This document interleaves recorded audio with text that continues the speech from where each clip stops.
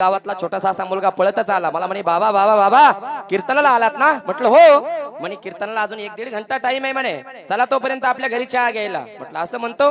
गेलो महाराज त्याच्या घरी चहा घ्यायला. गेल्याच्या नंतर तो असा पाठीमागे गेला आणि किचन मधून बघून आला. त्याची मम्मी घरी नव्हती बरं का, त्याची मम्मी घरी नव्हती.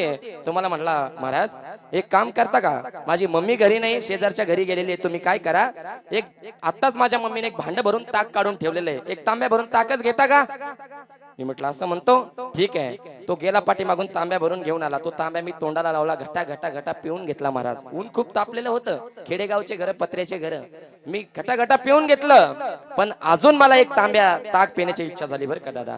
मी त्याला म्हटलं का रे बाळ्या, मला अजून एखादा तांब्या भरून ताक भेटेल का? तो म्हणे हो बाबा.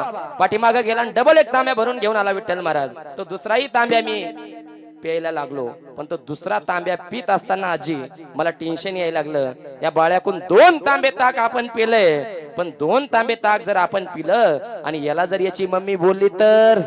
मी म्हटलं बाळ्या, तू 2 तांबे ताक मला दिलं, तुला तुझी मम्मी बोलणार नाही का? तो म्हणे महाराज कशी बोलन? म्हटलं कस काय? म्हणे त्याच्यात उंदीर मेलेला होता.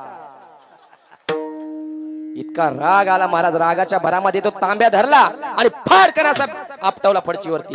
तो बाळ्या असा रस्त्याने ओरडतच पळायला लागला, मम्यो मम्यो मम्यो. महाराजांना आपला संडासला न्यायचा तांब्या फोडला.